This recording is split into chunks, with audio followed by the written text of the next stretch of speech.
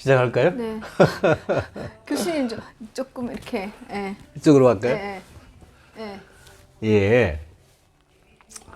우리가 지금 BTS와 인문학, 인문학과 BTS 뭐 이런 주제로 얘기를 하고 있는데 그다음 헬만 헤세를 했습니다. 네. 이제 오늘은 르긴을 할 차례인데 헬만 헤세의 어떤 뭐 작품 분위기가 BTS의 노래 분위기하고 많이 닮았다. 또 BTS가 헬만 헤세의 작품을 좋아했다. 뭐 이런 이야기는 네.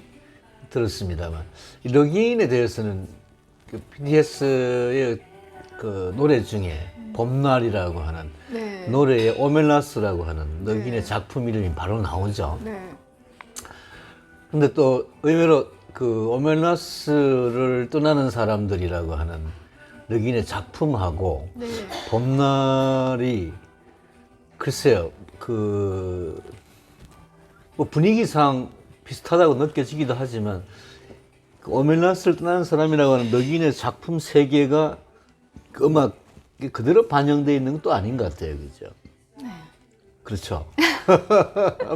아무튼 이제 주제로는 이제 연결이 돼 있는 거죠. 주제는 연결돼 있고 오멜라스 이야기를 이제 좀 네. 우리가 오늘 하려고 하는데 뭐 우선 르긴이란 작가는 1929년에 태어나서 2018년에 돌아가셨는데 90세 아, 오래 사셨네요. 오래 사셨죠. 2년 전에 돌아가셨습니다.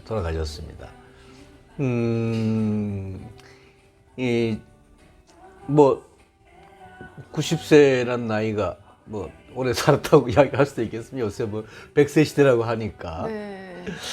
근데 거의 뭐 돌아가시기 직전까지 글을 네. 쓰고 좀 젊었을 때는 이제 장편을 주로 쓰다가 나이가 들면서는 이제 좀 장편 쓰기가 힘들어져서 네. 단편이나 단편이나 또는 뭐 에세이 같은 걸 쓰고 음. 또 마지막 돌아가시기 한 2, 3년 전에 No Time to Spare라고 하는 그러니까 스페어 할 시간이 없다. 네. 뭐 그만큼 어떤 창작력을 네. 불태웠던 아주 열정적인 그런 작가였습니다. 90세에 돌아가시기 직전까지 강연도 하고 뭐 생애에 특별한 점은 없었던 것 같아요. 그러니까 아버지가 크레버라고 하는 그 유명한 인류학자였죠. 네. 그 인류학에 나오는 여러 가지 그 뭐 아주 기발난 좀 신기한 에피소드가 인류학에는 많은데 그 중에 그 인디안 인디안 그 민족의 생존자 이씨라고 하는 그 생존자를 발견해서 그 키운 부모로도 유명하죠. 그 크로베라고 하는 인류학자가. 그래서 이 이씨라고 하는 이 인디안에 대한 그 뭐라고 할까 어린 시절에 부모의 그런 영향을 받아서 이 르긴의 작품도 대단히 인류학적인 네. 그런 세계를 보인다고들 얘기를 합니다. 보통 우리가 르긴을 이제 SF 소설가, 판타지 네. 소설가 이렇게 얘기를 하는데, 뭐 우리나라에도 최근에 이 사이언스 픽션, 뭐 번역하자면 과학 소설 아, 네. 이렇게도 번역이 되겠습니다만은 왠지 그렇게 번역하기에는 조금 그렇죠. 좀 건조한가? SF라고 보통 그렇게 얘기를 하죠. 근데 사이언스 픽션의 약자인데 그 사이언스 픽션하고 판타지는 조금 성격이 다르긴 합니다만 네. 어쨌든 뭐 우리나라에도 최근에 그런 그 SF 작가들이 많이 등장하고 있고 특히 젊은 분들이 네. 중요한 작품도 발표되고 있고 또 많은 사람들이 독자들이 또 SF 소설을 즐기는 것 같습니다. 근데 SF 소설이 크게 보면 두 가지로 분류가 되는 것 같아요. 교수님 좋아하세요? 저는 썩 좋아하진 않는데 네. 또 특히 이제 SF 소설 중에 이 주류를 이룬다고 할까요? 네. 막 로봇 나오고 AI 나오고 뭐 막 환상적인 우주 이야기 나오고 뭐 비행선 나오고 하는 그런 네. 그런 이야기 뭐 영화에도 그런 게 많죠. 스타워즈니 뭐니 하는 스타트rek이니 그런 어떤 행성, 지구를 둘러싼 행성들 사이에 뭐 여러 가지 이야기들 이런 것을 주로 다루는 그야말로 사이언티한 그 과학적인 그런 소재로 다루는 그 SF 소설이 하나 있고 이건 이제 SF 소설의 주류라고 할 수 있겠죠. 또 하나의 흐름은 이 르킨 같은 사람이 이제 그 대표하는 흐름인데 물론 뭐 그 비슷한 그런 행성도 다루고 뭐 여러 가지 미래 세계를 다루고 하지만 어디까지나 문화학으로서 그러니까 사이언티픽 픽션이라기보다 사이언티픽 리터처라고 할까요? 그러니까 과학적 문학이라고 할까요? 네. 그 앞에 것은 그야말로 과학적 허구 픽션이라고 한다면은 그런 좀 더 뭐랄까 문학성이 짙은 그리고 사회 비판적인 또는 뭐 우리 현실을 다시금 생각하게 해주는 네. 성찰하게 해주는 그런 지혜가 깃든 그런 사이언스 픽션 이게 이제 르킨의 작품 세계라고 할 수가 있는데 그래서 뭐 한 30여 편 장편 소설하고 뭐 단편이 한 100여 편 중단편이 많은 작품을 썼죠. 그리고 엄청 그 상도 많이 받았고 네. SF 소설가가 노벨 문학상을 받은 경우는 없는데 만약에 노벨 문학상을 SF 소설가에게 준다면 르킨이 받을 것이다. 뭐 이런 언젠가 그런 이야기를 조만간에 오겠네 그런 날도. 그렇겠죠. 네, 가수도 받았는데. 예, 맞습니다. 밥 딜란도 받았는데. 아무튼 뭐 그 정도로 높이 평가되었던 작가인데. 네. 근데 르킨 작품 중에도 뭐 또 아까 말씀드린 그런 주류적인 SF 요소가 강한 어떤 작품들이 또 있고요. 네. 뭐 헤인 시리즈 같은 게 대표적인 머시 시리즈라는 게 아마 이 르킨 작품 중에 제일 대표적인 그 시리즈라고 할 수 있겠는데 아까 잠깐 말씀드렸던 그 아버지, 그 부모가 키웠다는 이시라는 그 인디안 이름에서 이시스라고 그 어시스라고 하는 그러니까 어시 뭐 좀 땅바다라는 표현 번역을 하기도 하는데 뭔가 좀 땅바다라 번역하면 조금 이상하고 이상하죠. 뭐 차라리 뭐 어시라고 하는 게 우리말의 어떤 근데 한글로 써놔도 되게 이상하더라고요. 그렇죠. 네. 근데 뭐 다 우리가 그 르킨 작품을 다 이야기는 할 수 없고 르킨 작품 중에도 또 이런 작품 저런 작품 많은 좀 다양한 작품들이 있기 때문에 독자들 중에는 뭐 어떤 작품 세계를 좋아하는 특정한 작품 좋아하는 사람들이 그 기호가 갈리려고 생각이 되는데 우리가 오늘 그리고 다음에 이야기할 한 2주 정도에 걸쳐 이야기할 그 소재는 우선 그 BTS 작품에 나오는 그 어멜라스를 떠나는 사람들 그리고 그거와 조금 자매 작품이라고 할 수 있는 그 혁명 전날 네. 우선 단편 2작품에 대해서 오늘 이야기를 하고 다음에 그 단편 2작품하고 직접적인 연결이 된다고 볼 수 있는 빼앗긴 사람들이라고 하는 장편을 이야기하도록 하죠. 오늘은 오멜라스를 중심으로 얘기를 해볼까 합니다. 그러니까 샬롬이란 뜻이죠. 셀롬이 그러니까 예루살렘이란 뜻이기도 하고 이런 그 도시 이름을 거꾸로 읽은 건 사실인 것 같고 그래서 재밌는 이야기를 하죠. 뭐 이 작품에서 오멜라스라는 게 어떤 뭐 소설에서 나오는 지명이 어디서 온 거냐. 그러니까 그 이야기를 하면서 소설의 아이디어를 그런 어떤 지명을 거꾸로 읽은 데서 아이디어를 넣는 것이 뭐 나쁘냐. 뭐 이런 이야기를 하는 그 부분이 있는데 아무튼 오멜라스라고 하는 이 도시는 선생님 방금 말씀하셨다시피 일종의 가상의 도시인데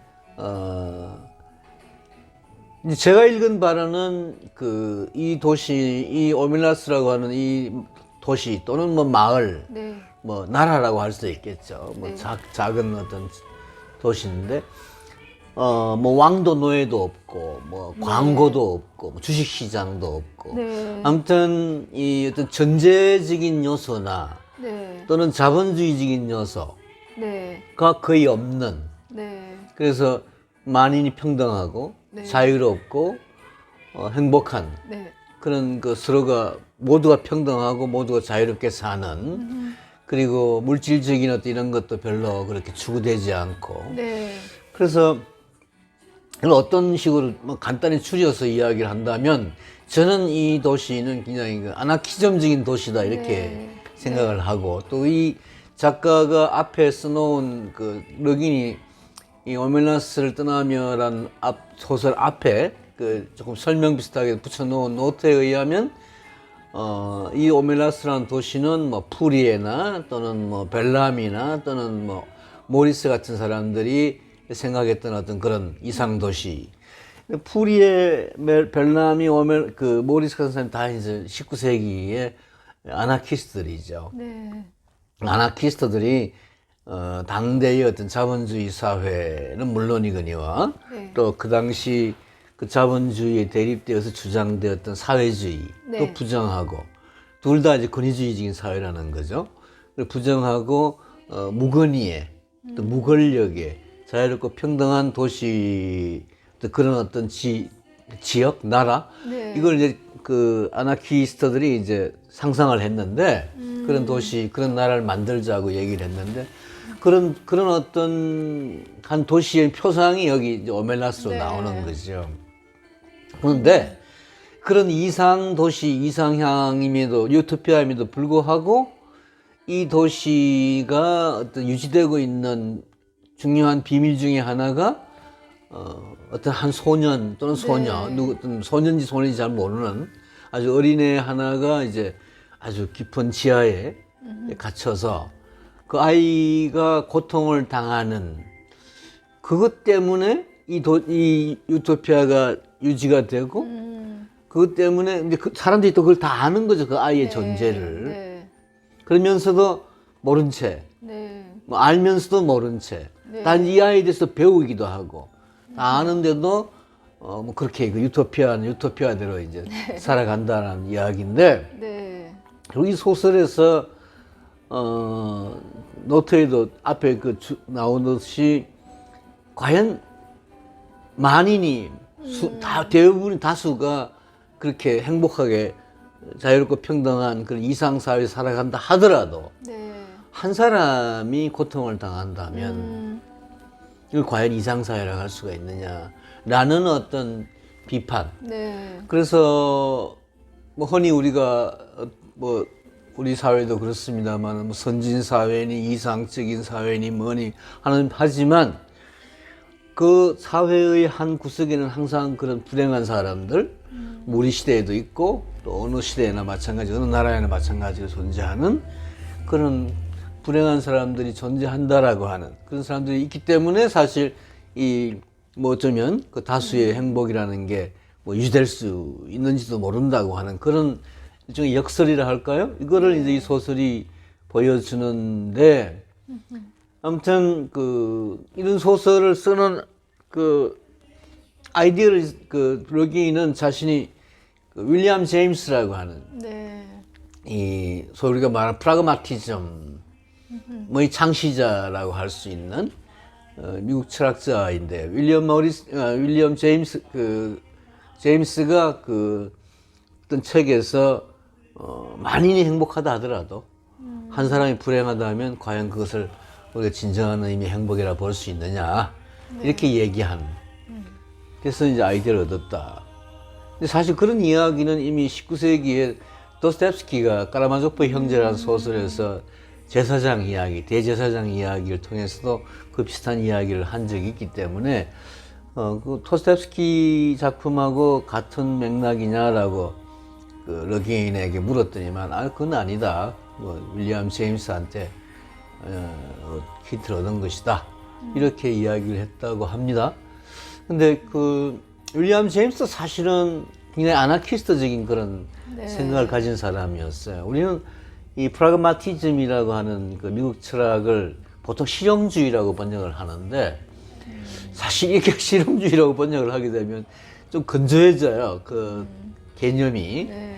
왜냐하면 뭐 윌리엄 제임스나 또는 뭐 존 듀이나 뭐 그 앞에 또 피어스나 이런 사람들이 중요한 프라그마티스트들인데 이 사람들이 사실은 뭐 이 실용성을 강조한 건 사실이지만 이 실용이라고 하는 의미가 대단히 사회개혁적인 의미를 담고 있는 내용이었어요.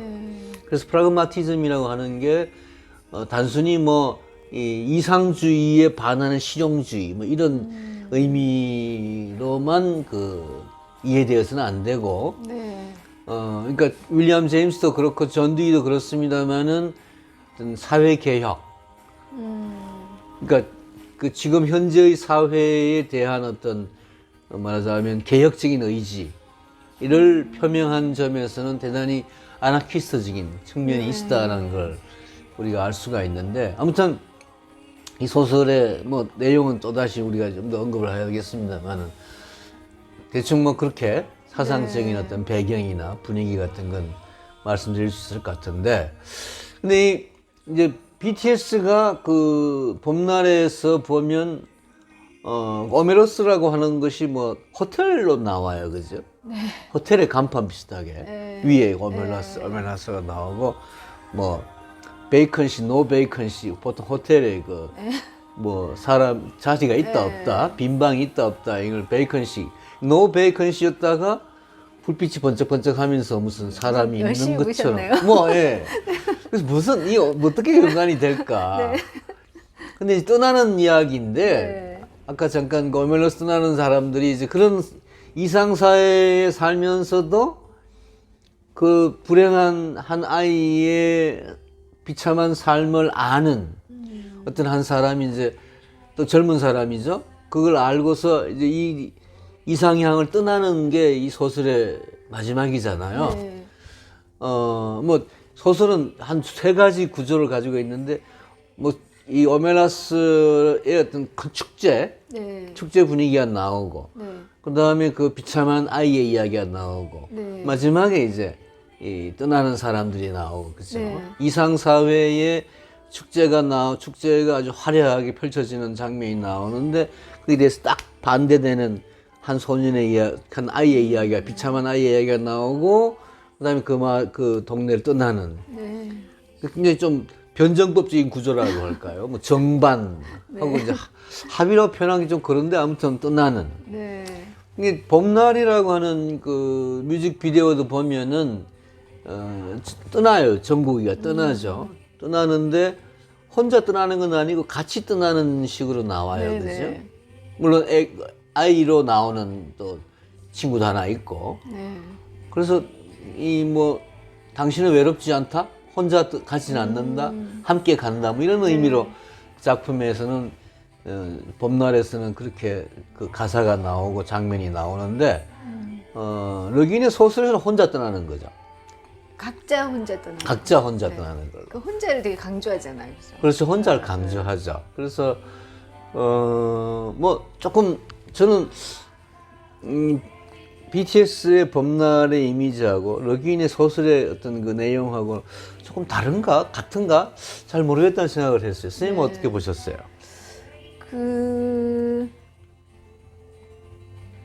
저도 그거 이제 뮤직비디오를 봤는데 그게 BTS 그 노래 중에서 제일 알려진 그런가요? 노래라고 하더라고요. 그리고 이 봄날 이후에 그러니까 봄날 때문에 이게 좀 세계적으로 이렇게 확 퍼지고 그다음에 청소년 말고 중년까지 이렇게 넓혀지고 그런 굉장히 좀 BTS 노래사에서 좀 꼽히는 그런 작품인가 봐요. 저는 처음에 그 언제 들었나요? 한 2, 3년 전, 이게 한 2, 3년 됐죠, 나온 지가.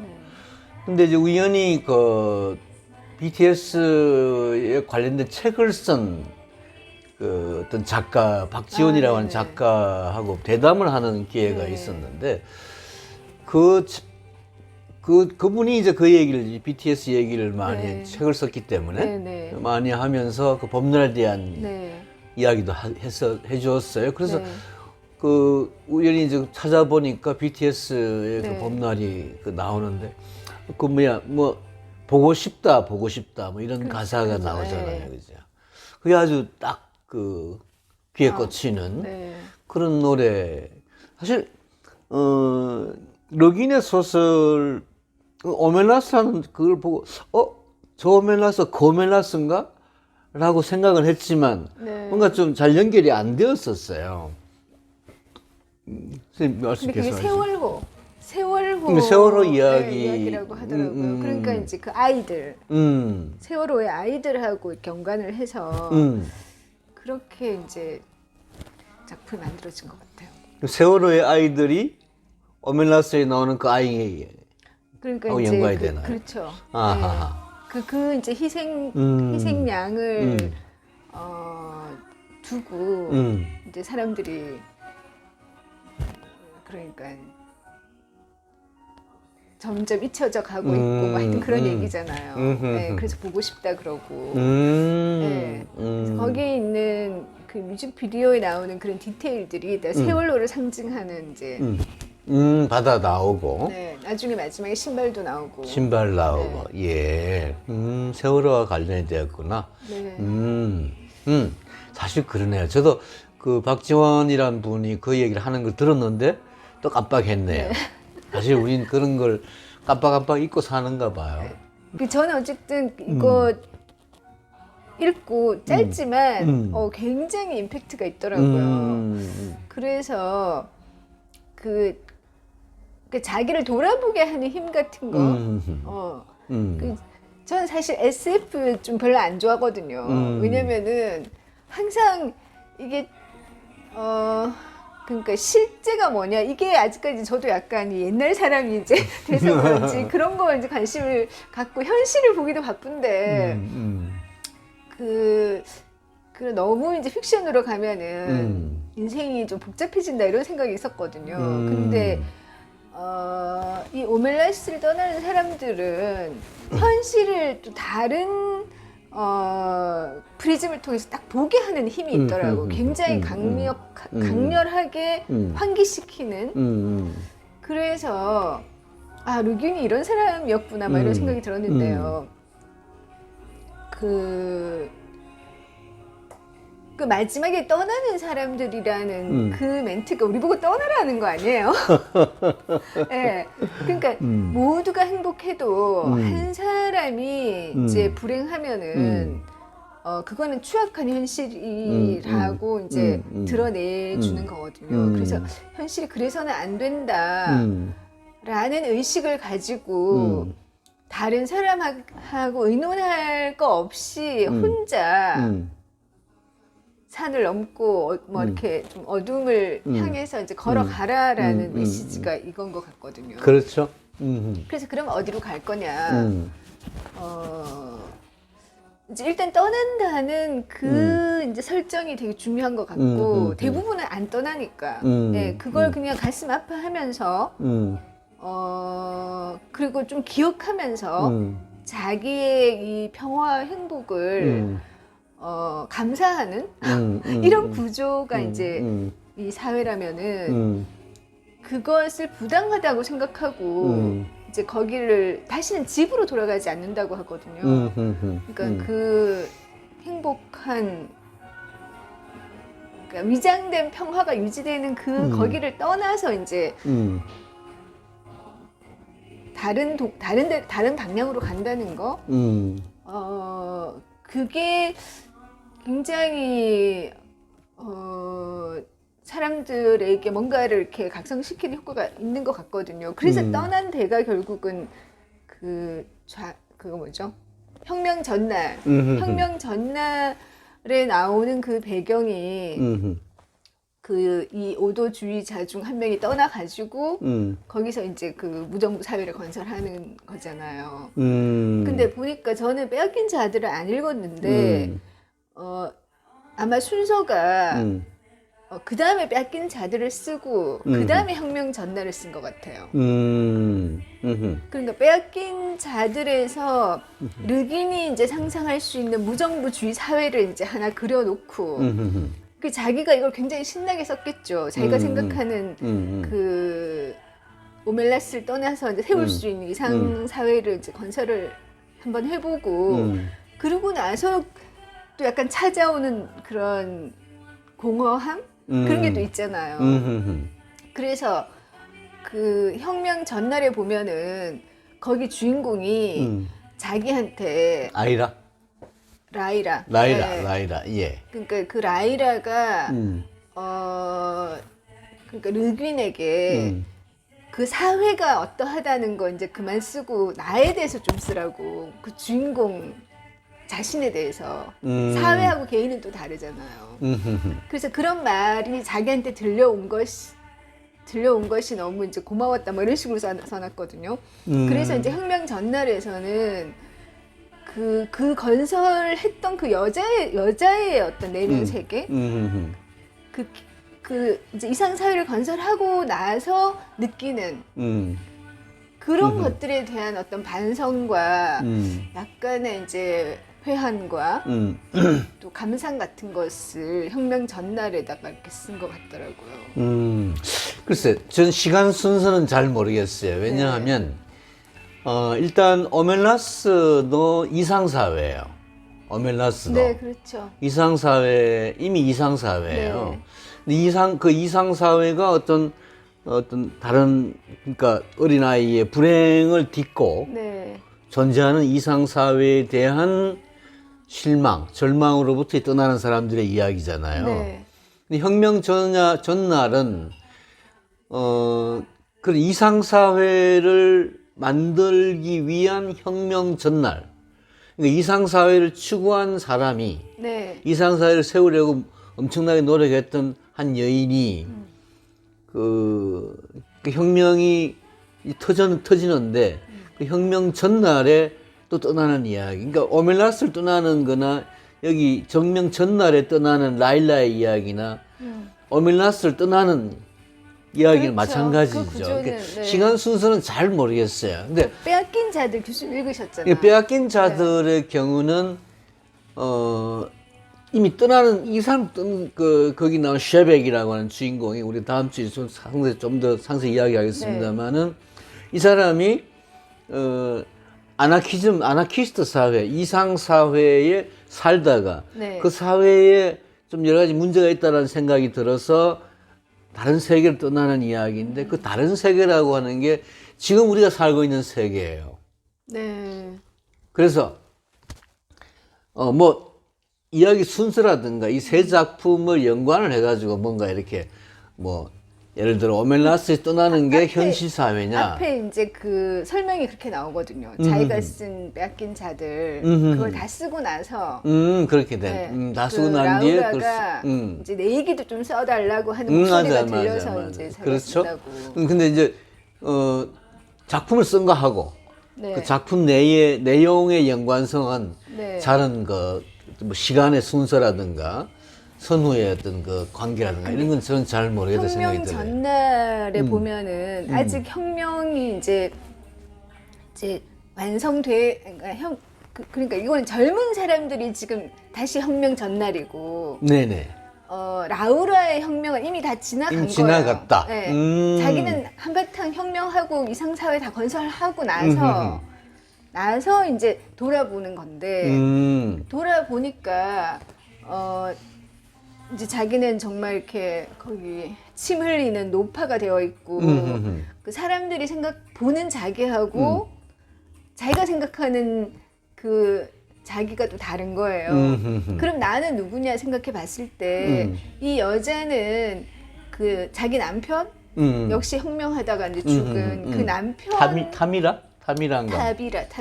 네. 타비라. 예. 그러니까 그 남편하고의 이제 그런 관계, 그 사랑 속에서 자기가 정말 자기다웠다고 생각하는 것 같아요. 근데 남편이 죽고 나서 막 감옥에서 책도 쓰고 그러기는 했지만, 사람들이 대단하다고 하고 남편도 없는데 그런 것도 쓰고 했다고 하지만 거기서 자기 얘기가 이제 그러면 뭘 하겠냐고. 어차피 인생이라는 게, 진도 나갈 수밖에 없는 거라서 자기는 그걸 했지만, 생각해 보니까, 그 이후의 삶은 다 진정성이 이제 없다는 거죠. 그래서 꿈에 왜 남편 꿈 한번 꾸고 그 다음에 이제 자기는 이미 권력자가 되어 있는 거예요. 또 그 와중에. 그래서 거기 보면은 저는 그 이제 줄에 좀 관심을 가졌는데 그러니까 이타주의가 권력 추구에 의해서 가장 빨리 그러니까 이제 변질될 수 있는 거라는 왜곡되는? 거죠. 근데 사실 무정부주의 이런 것들이 약간 이타주의에 기반해 있잖아요. 상호 부조 연대 이런 것들이. 그러니까 그런 걸 한껏 추구를 했는데 그게 이제 세월이 지나고 생각해 보니까 뭐 거기서 이제 사람이 넘어서기 힘든 거 편애라던가 지도자에 대한 숭배 그리고 그런 거는 이제 쉽게 안 넘어서지는 거죠. 근데 이거 만약에 시간이 지나면서 천천히 없어질 거라고 생각했지만 그래도 이제 그런 청산되지 못한 것도 있고 또 이타주의 한계 같은 거 그런 것들을 자기가 이제 반성을 하면서 이미 이제 자기가 타락했다고 느끼는 건 아니지만 그래도 자기가 그렇게 순수하게 추구했던 데서는 좀 멀어진 자기 자신, 자기 이상주의가 이제 퇴색해버린 그런 거를 느끼면서 사실 마지막에 이게 자살하는 거거든요. 그러니까 지금 이 밑에 젊은 세대들이 총파업, 내일부터 총파업이다 그러니까 라우라가 하는 말이 내일은 나는 없을 거다. 개인 파업. 그래 단독 파업이라고 단독 그러잖아요. 그래서 이제 그 자살하는 걸로 이렇게 마무리하는 거를 봐서는 제가 생각할 때 르긴이 빼앗긴 자들에게서 한껏 이제 이상주의에 대해서 그 무정부주의 사회에 대해서 이제 그려놓고 이걸 그렇게 이제 그러니까 좀 더 개인의 관점에서 이걸 이제 마무리를 그렇게 한 것 같아요. 혁명 전날. 그래봤자 우리는 흑이고, 그래봤자 우리는 다 이제 죽는 존재다. 라는 식으로 뭔가 마무리를 한 게 아닌가 싶더라고요. 글쎄, 선생님 말씀도 일리가 있는데, 저는, 그러니까 빼앗긴 자들에도 네. 그런 반성은 나옵니다. 그러니까, 그렇겠죠. 예. 아나키즘의 이상향을 네. 이제 그린 사회가, 아나레스라는 사회가 있는데, 네. 우라스라는 사회, 그러니까, 아나레스라는 사회에 이미 한 200년 전에 죽은 오도라는 네. 그 여인이 네. 그러니까 대단한 그 아나키스트 사회를 건설을 했죠. 네. 그게 이제 아나레스예요. 근데 이 아나레스라는 사회는 굉장히 좀 살기가 힘들어요. 막 굉장히 건조하고 날씨도 안 좋고 그래서 생산이 굉장히 힘들죠. 네. 근데 우라스라는 사회 행성은 반대로 그 굉장히 그 자본주의, 뭐 사회주의, 이게 지금 우리가 사는 세상 비슷한 거예요. 이게 사실은 이 우라스란 사회에 실망을 해서 사람들이 아나레스라는 사회를 건설했다는 게 이제 오도주의의 그 이상이 이제 실천된, 그 네. 구현된 어떤 세계가